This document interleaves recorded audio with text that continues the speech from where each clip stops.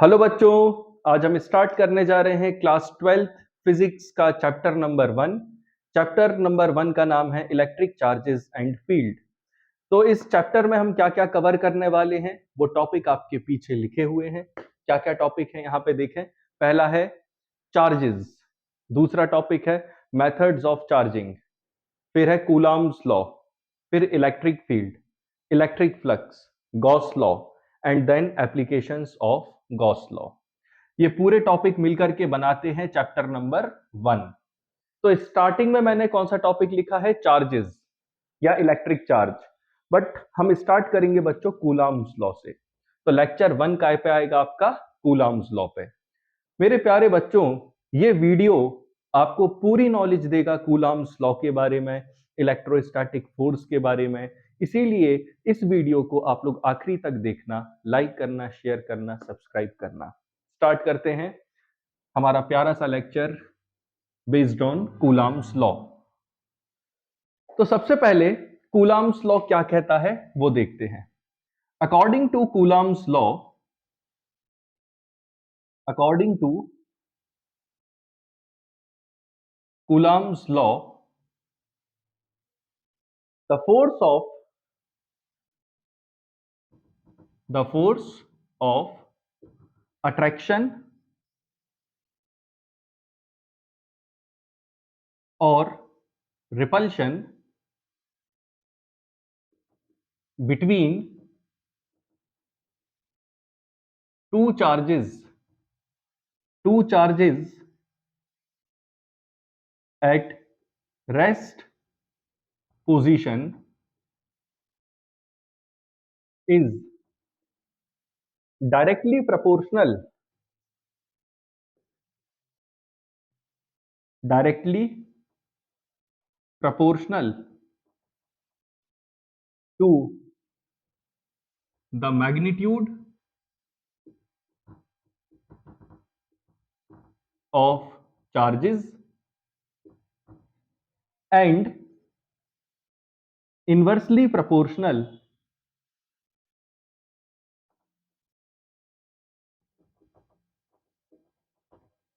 to square of the distance between them, between them। ठीक है ना। तो अभी तो सिर्फ स्टेटमेंट आया है ना, अब हम इसको समझाते हैं एक्चुअल में है क्या।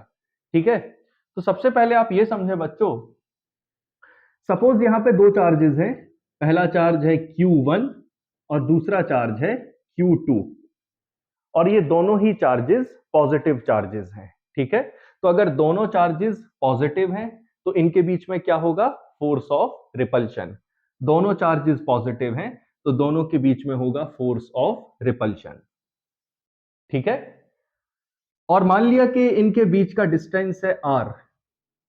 ठीक है, तो कूलॉम्स लॉ कहता है कि इनके बीच का फोर्स ऑफ अट्रैक्शन या फिर फोर्स ऑफ रिपल्शन, यहां लिखा है according to Coulomb's law the force of attraction और रिपल्शन।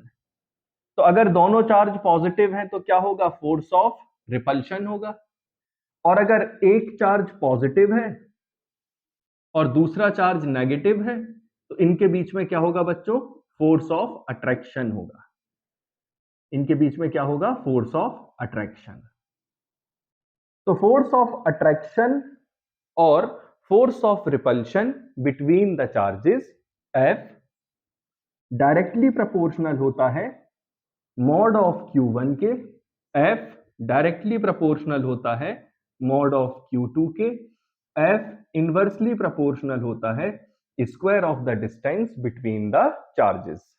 पहला क्या है, फोर्स ऑफ अट्रैक्शन मतलब पॉजिटिव और नेगेटिव के बीच में, और फोर्स ऑफ रिपल्शन या तो पॉजिटिव और पॉजिटिव के बीच में या तो नेगेटिव और नेगेटिव के बीच में। ये जो फोर्स है ये किसके डायरेक्टली प्रोपोर्शनल होता है, magnitude of charge Q1 magnitude of charge Q2 and inversely proportional to square of the distance between the charges.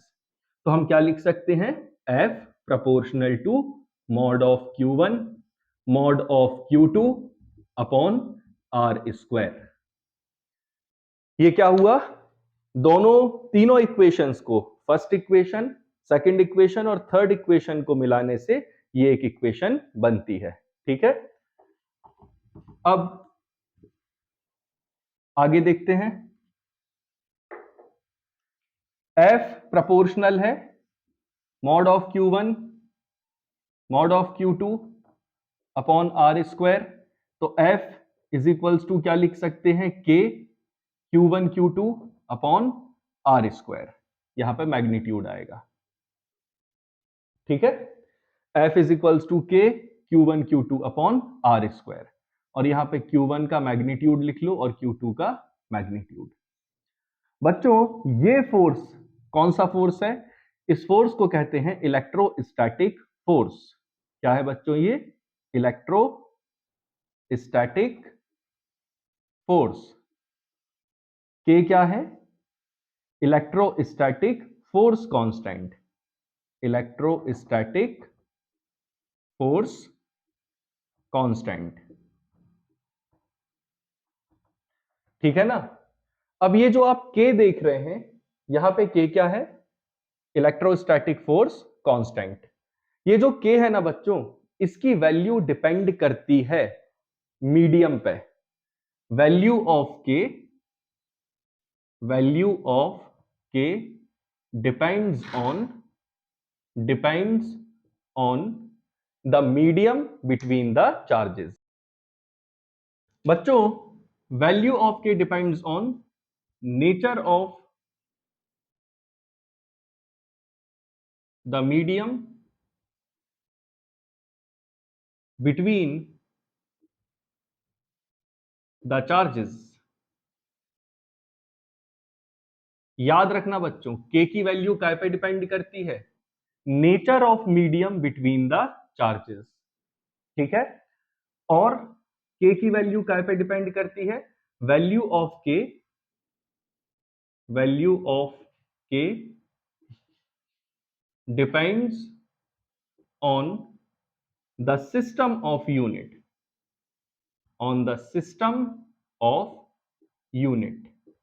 मतलब सिस्टम ऑफ यूनिट पे के डिपेंड करता है, और काय पे डिपेंड करता है, के डिपेंड करता है दो चार्जेस के बीच में जो मटेरियल मीडियम है, इनके बीच में कौन सा मीडियम है उस पर डिपेंड करता है। तो अगर के की वैल्यू नेचर ऑफ मीडियम पे डिपेंड करती है, इसका मतलब इलेक्ट्रोस्टैटिक फोर्स एफ की वैल्यू भी काय पे डिपेंड करनी चाहिए, नेचर ऑफ मीडियम पे।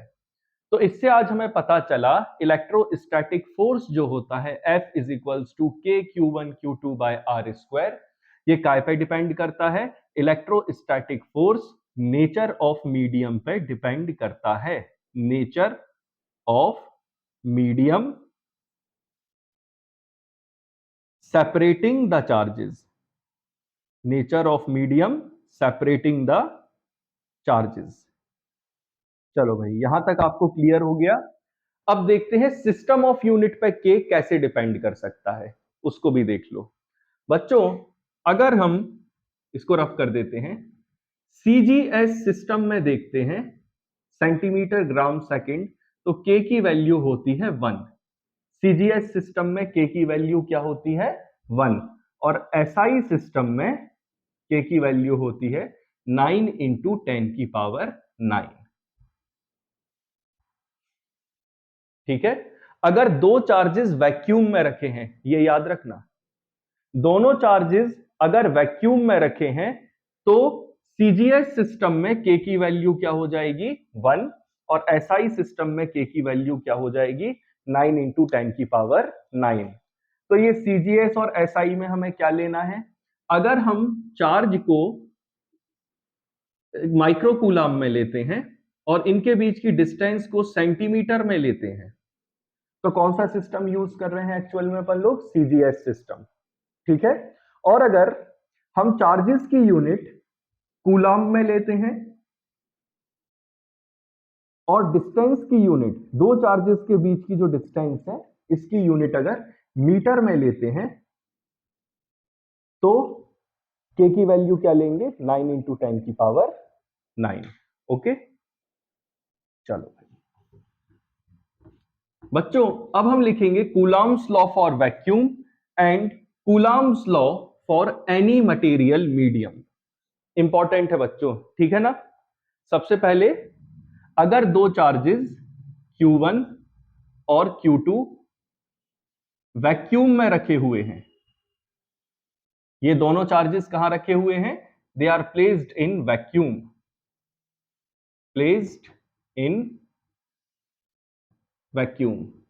तो इनके बीच में हम फोर्स लिखेंगे F is equals to 1/4 pi epsilon 0 Q1 Q2 upon R square. इसका मतलब बच्चों, हमने K की वैल्यू कितनी ले ली? 1/4 पाई एप्सिलॉन 0।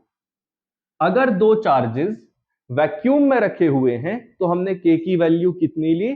सॉरी, K कितना लिया? 1/4 पाई एप्सिलॉन 0। और अगर यही दोनों चार्जेस किसी मटेरियल मीडियम में रखे हैं, जैसे पानी हो सकता है, केरोसिन ऑयल हो सकता है, कहीं भी रखे हुए हैं, ग्लास स्लैब है इन दोनों चार्जेस के बीच में, ठीक है। अगर इन दोनों चार्जेस के बीच में वैक्यूम ना हो करके क्या है, कोई भी मटेरियल मीडियम है, तो इन दोनों चार्जेस के बीच का फोर्स क्या हो जाएगा? F is equals to 1/4 pi epsilon Q1 Q2 upon R square. बच्चों, यहां पे आपने एक एप्सिलॉन 0 देखा है और दूसरा क्या दिख रहा है यहां पे? एप्सिलॉन। मैं आपको बता दूं, एप्सिलॉन 0 को हम कहते हैं absolute electrical permittivity of free space slash vacuum slash air.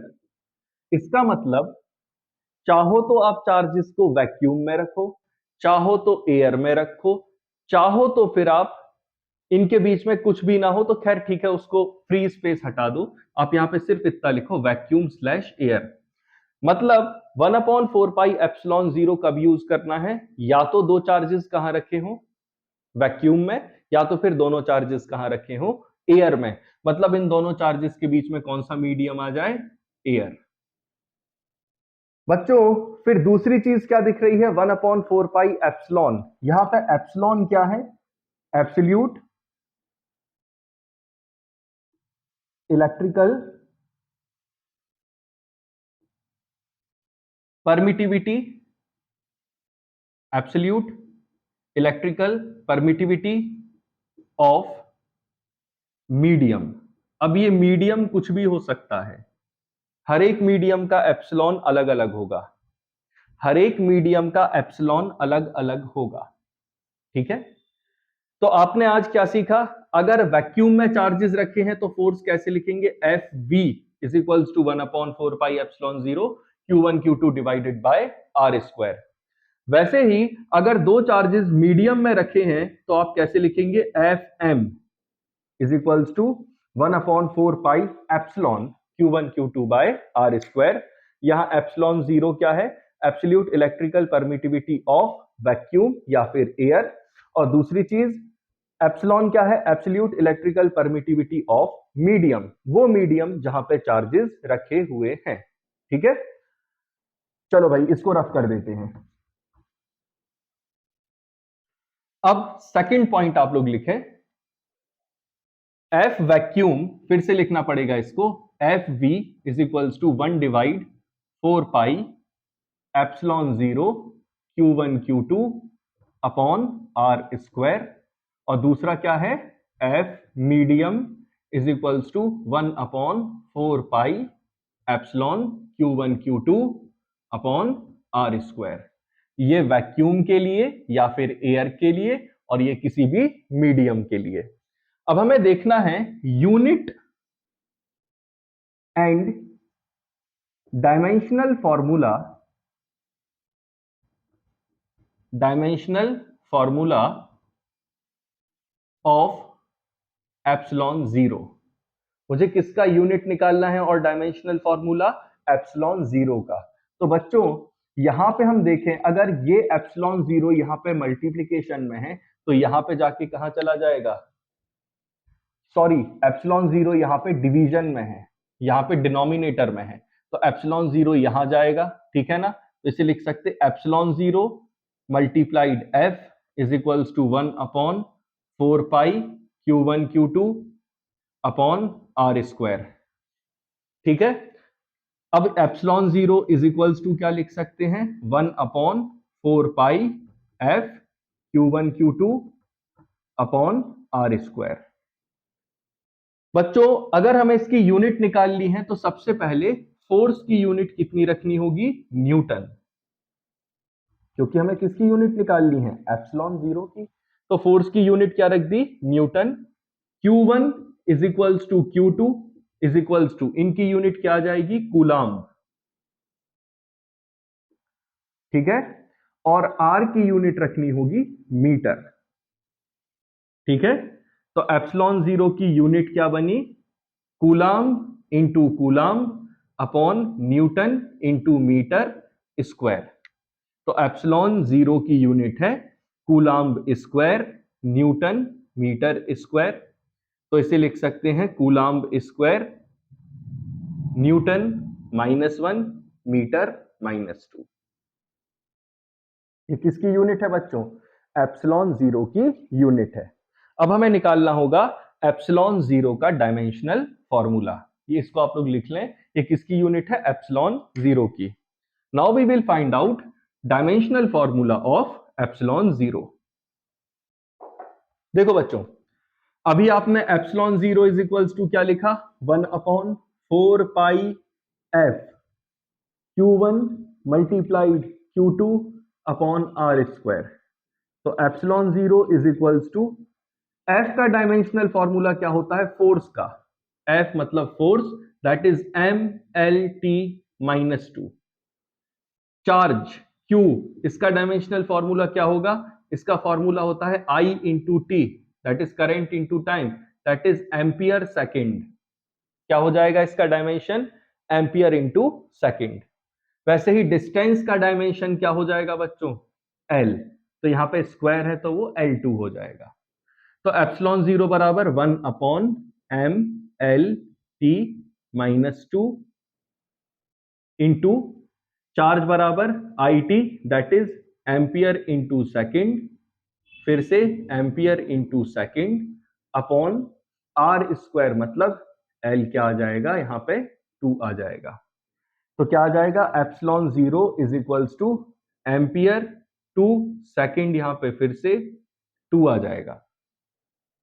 बच्चों देखें सेकंड यहाँ पे क्या है, बेसिकली सेकंड यहाँ पे टाइम दिखा रहा है, तो हम इसको यहाँ पे टी कर देते हैं, ampere into time, ampere into time, ठीक है। तो यहाँ पे क्या आ जाएगा, ए स्क्वायर टी स्क्वायर, और यहाँ क्या आ जाएगा, mL3T-2 epsilon zero is equals to m-1 L-3 A2 T4। This is the dimensional formula for what? This is the dimensional formula for epsilon zero। बच्चों आप लोग इसको नोट करो जल्दी से, नोट कर लिया, चलो भाई अब देखना होगा बच्चों, अब हम लोग करेंगे coulombs law in vector form. क्या है heading, coulombs law, most IMP topic, coulombs law in vector form. पूरे के पूरे कूलाम्स लॉ को वेक्टर के फॉर्म में लिखने वाले हैं, ठीक है ना। तो उसके लिए आप क्या करें, ये x y और z, ये 3 एक्सिस है हमारी, और ये ओरिजिन है, ठीक है। और हम मान लेते हैं कि ये एक चार्ज है Q1 और ये दूसरा चार्ज है Q2।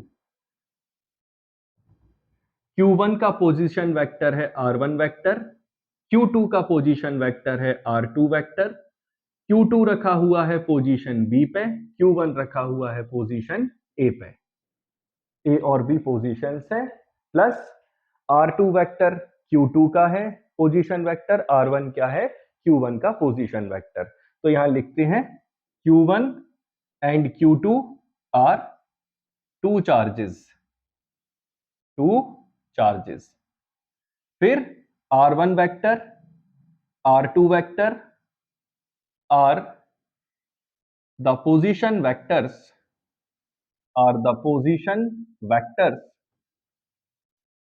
of Q1 and Q2। ठीक है, पॉइंट नंबर 2 आ गया।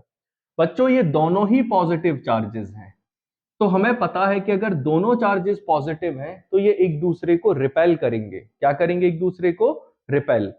तो फोर्स अप्लाइड ऑन 1 बाय 2, इसका मतलब क्या हुआ, Q1 पे फोर्स लग रहा है और कौन लगा रहा है, Q2। Force applied on 1 by 2। वैसे ही यहां पे लिखेंगे force applied on 2 by 1।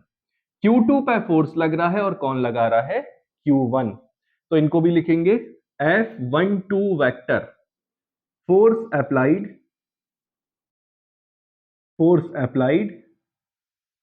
On 1 by 2। वैसे ही F21 vector, force applied on 2 by 1।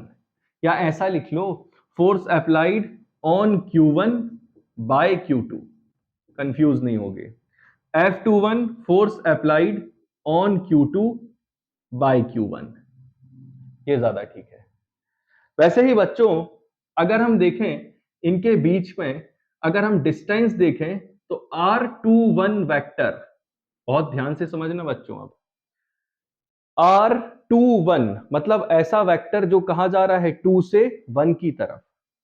और अगर हम कहते हैं R12 वेक्टर, इसका मतलब ऐसा वेक्टर जो कहां जा रहा है, Q1 से Q2 की तरफ।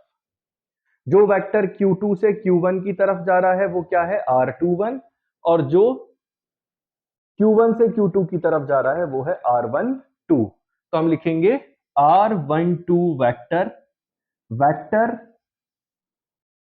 लीडिंग,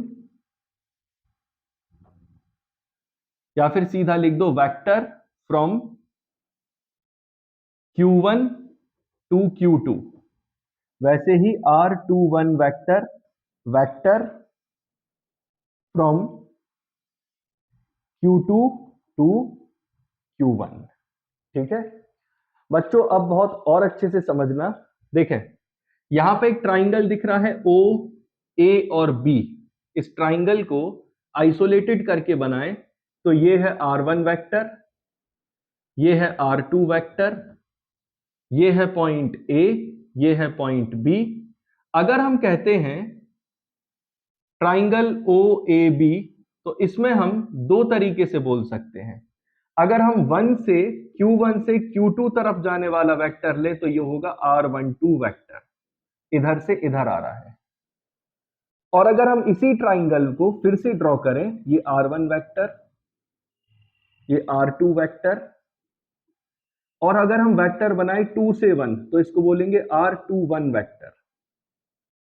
बहुत ध्यान से समझना, एक जगह हमने कौन सा वेक्टर लिया है, थर्ड साइड में R12, और दूसरी जगह क्या लिया है, R21। ये है पॉइंट O, ये है A, ये है B, ये है Q2, ये है Q1।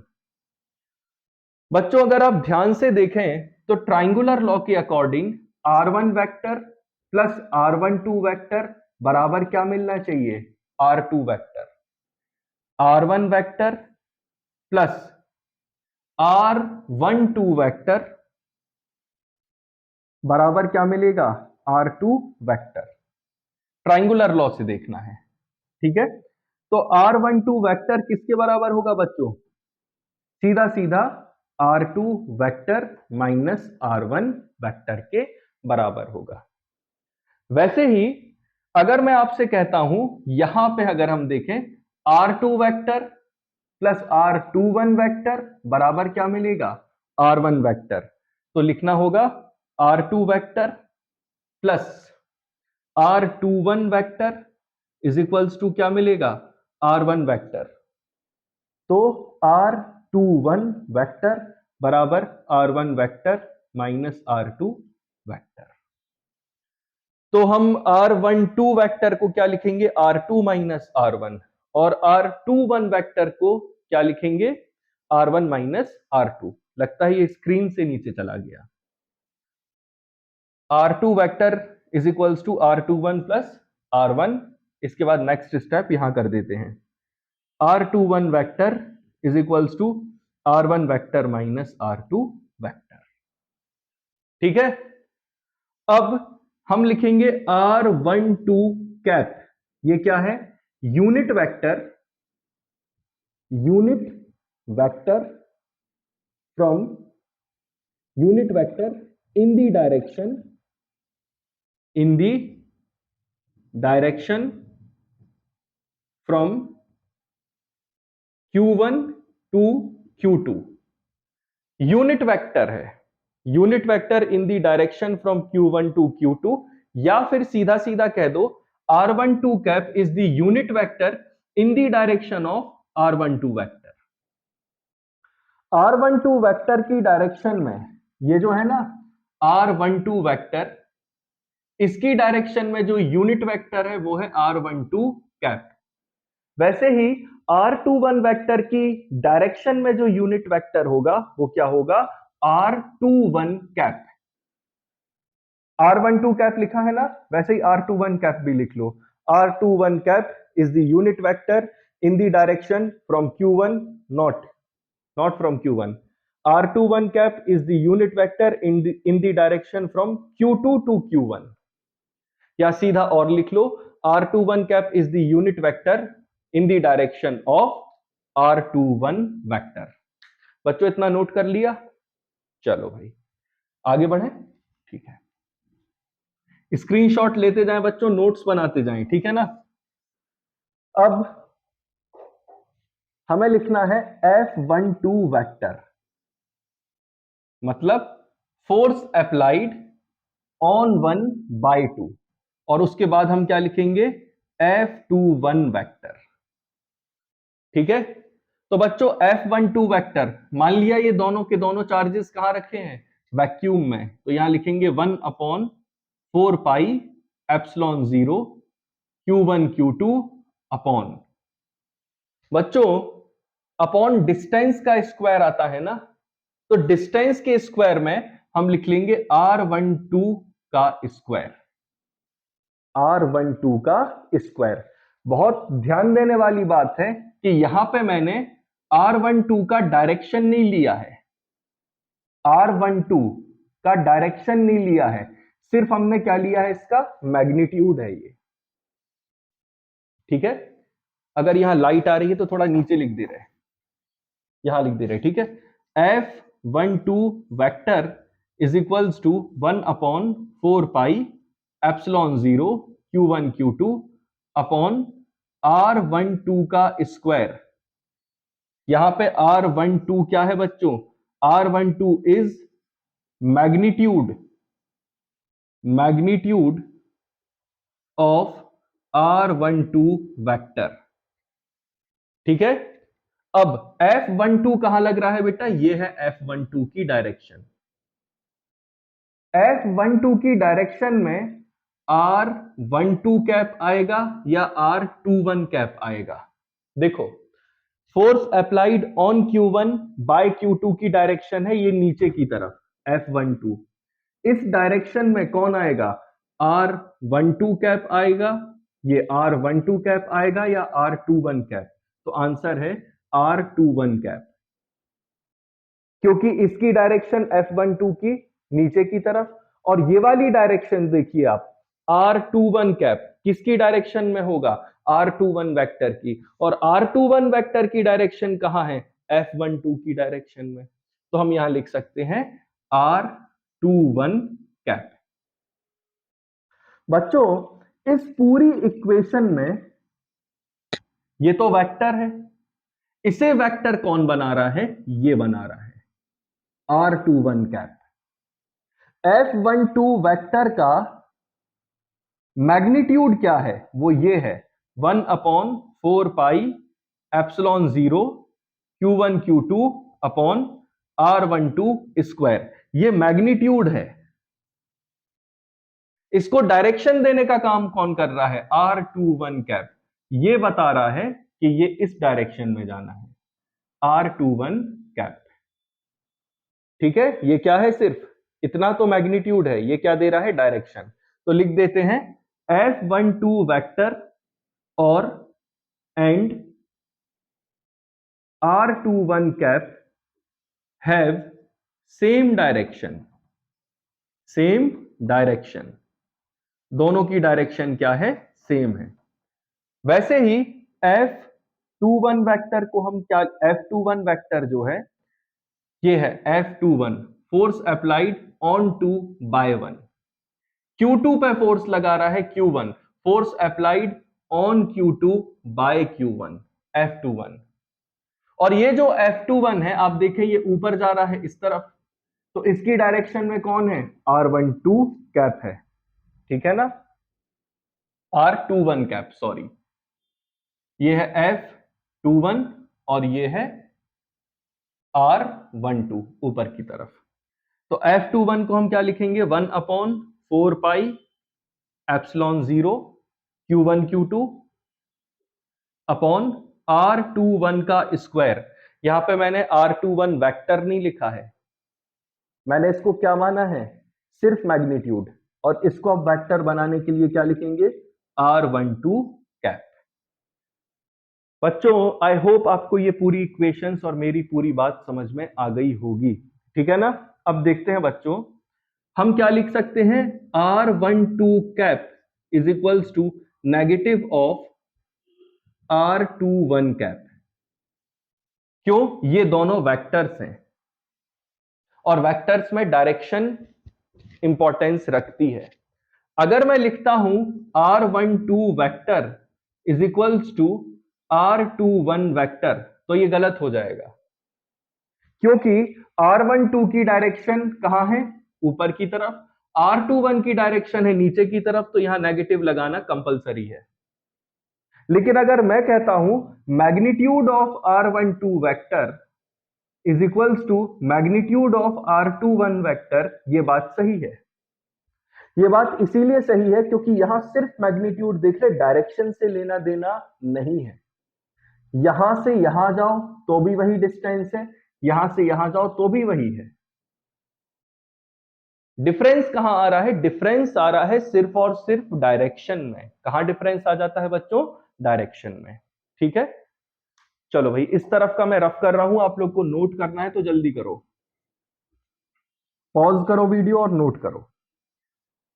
तो बच्चों मैं ये लिख सकता हूं F12 vector is equals to 1/4 pi epsilon 0 Q1 Q2 upon R12 square R21 का कैप, और F21 vector is equals to 1/4 pi epsilon 0 Q1 Q2 upon R21 का स्क्वायर R12 का कैप। ठीक है, अब हम क्या लिख सकते हैं? R12 cap is equals to negative of R21 cap. मतलब R12 की जगह नेगेटिव ऑफ क्या लिख सकते हैं? R21। तो F21 vector is equals to, ये जो नेगेटिव है वो सामने लगा दिया, negative of 1/4 pi epsilon 0 Q1 Q2 upon, यहां पे R21 है, इसकी जगह भी क्या कर देंगे? R12। और R12 की जगह अपन ने क्या किया है एक्चुअल में बच्चों? R21। तो यहां पे अपन लोग क्या करते हैं? R12 की जगह R21 कर देते हैं, ये R21 एज इट इज, और यहां लिख देते हैं R21 कैप। ठीक है, ये वाली जो इक्वेशन थी R12 कैप, इसमें इसमें R12 कैप की जगह इस इक्वेशन में, इक्वेशन नंबर 2, ये इक्वेशन नंबर 1, इक्वेशन नंबर 2 में R12 कैप की जगह क्या रख दिया? -R21 cap. इसकी जगह सिर्फ कितना लिख देना है? -R21 कैप, बाकी पूरी इक्वेशन सेम रहने दो। तो आप अगर इस इक्वेशन को देखें और इधर पे आपको लिखना पड़ेगा F12 R12, ये F21 R21, ठीक है। F21 ये R12 है, इस R12 की जगह लिखा माइनस, तो यहां पे लिख देंगे R21। बच्चों अगर अब हम इस इक्वेशन को ध्यान से देखें तो इस 1 minus 1/4πε0 Q1 Q2 upon R21 square की जगह पे ये जो इतना आप देख रहे हैं R21 कैप, ये किसके बराबर है? F12 के।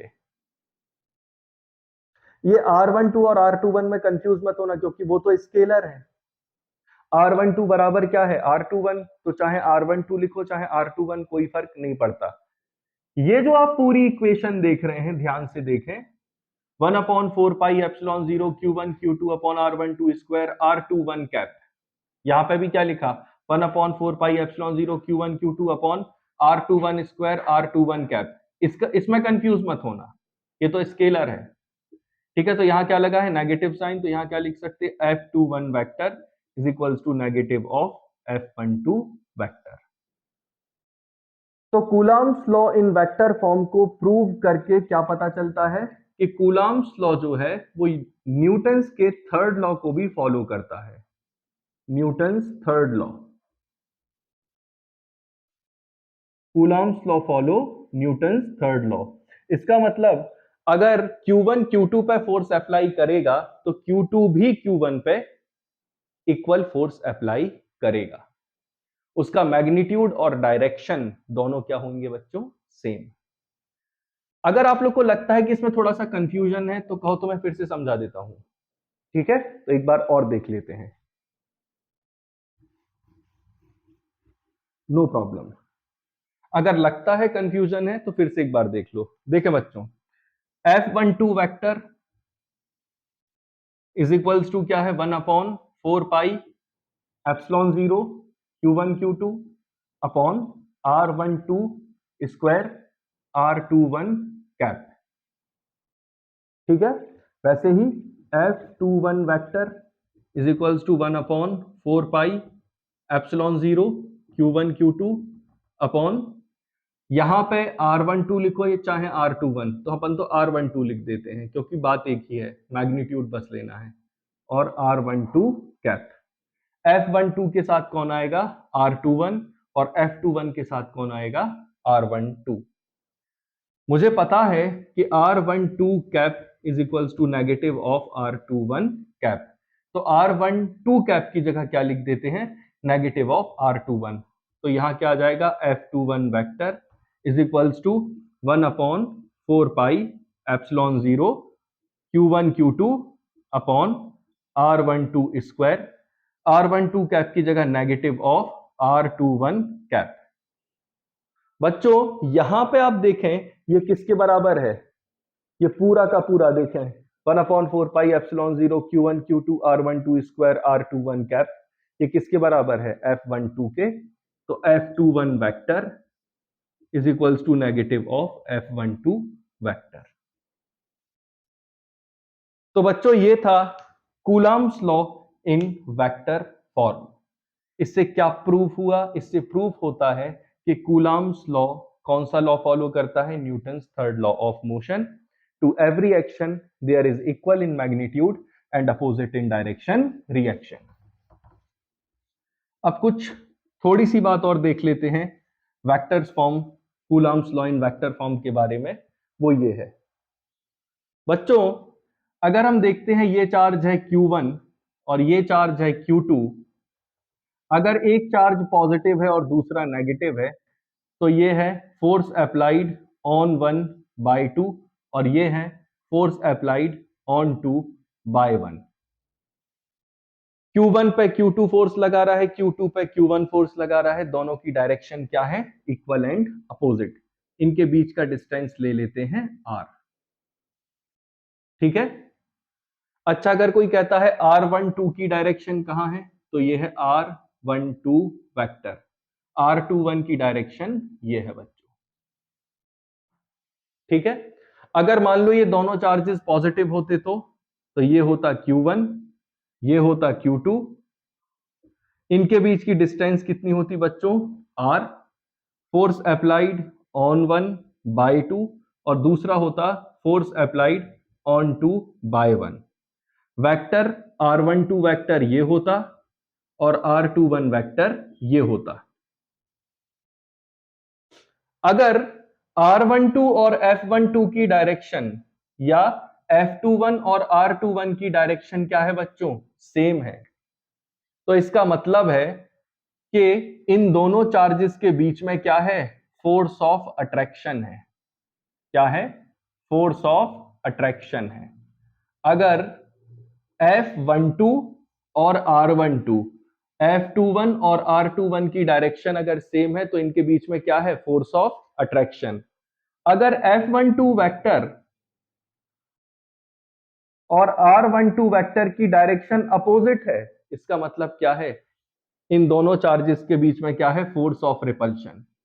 मतलब फर्स्ट केस में जो चार्जेस हैं वो अपोजिट साइन के हैं और सेकंड केस में जो चार्जेस हैं वो सेम साइन के हैं।